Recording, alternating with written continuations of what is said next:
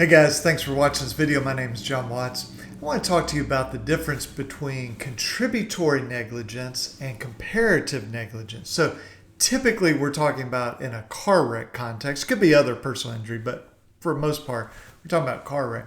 So you may have heard these terms. If you've been in a car wreck, maybe you're doing some research, maybe the insurance company has said to you, oh, we think that there was comparative negligence or contributory negligence, and that's why we're not going to pay you anything or just a small amount.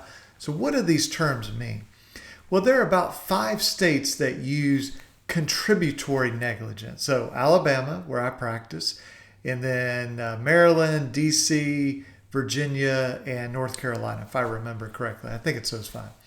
And contributory negligence says that if the other side is negligent, so they run a red light, they're speeding, whatever they're doing, and if you look at the whole wreck, they are 99% at fault, and I am 1% at fault. Contributory negligence says I get nothing, 0, just absolutely nothing. So it's a pretty crazy result. Okay, so my friends who practice in the other 45 states, which are comparative negligence, they have a hard time even wrapping their brains around that. Like, what do you mean you're 1% at fault and you lose everything in the case? And literally, our jury charges say, if you, the jury, find that the plaintiff, the one bringing the lawsuit, the injured person, was, even 1% at fault, then they can recover nothing. Now, there's some ways around that. If the other side is reckless or wanton or some other things that can we can work around that contributory negligence. But you have to understand, in those states, and particularly in Alabama, because that's where I practice, and I've been doing personal injury for 25 years now, contributory negligence is definitely a real thing.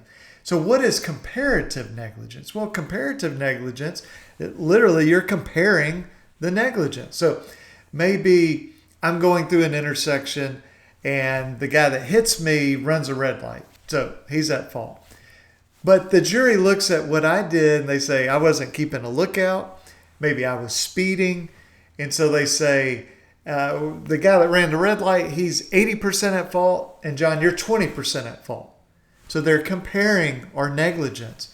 So the way that most states do it is the jury would award damages. Let's say it's $100,000, just to make the math easy.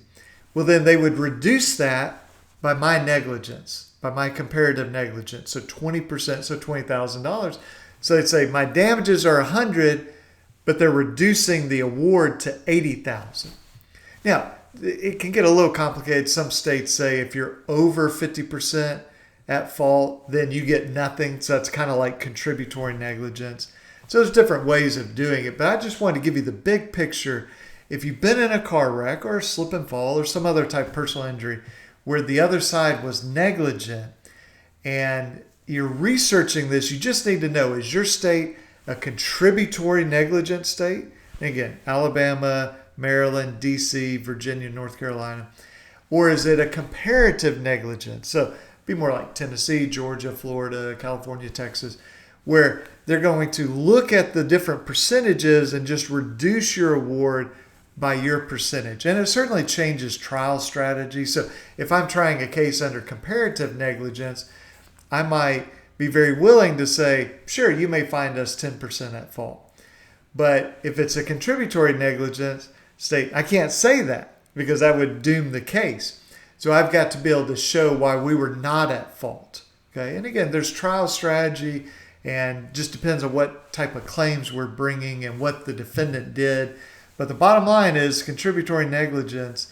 If you're in that type of state and you were at fault, then that's definitely an uphill battle. There are ways to work around it within the law, but it can be challenging. So appreciate you watching this video. I hope that you found this helpful, and feel free to subscribe to our channel, and we will catch you in the next video. Okay, take care. Bye-bye.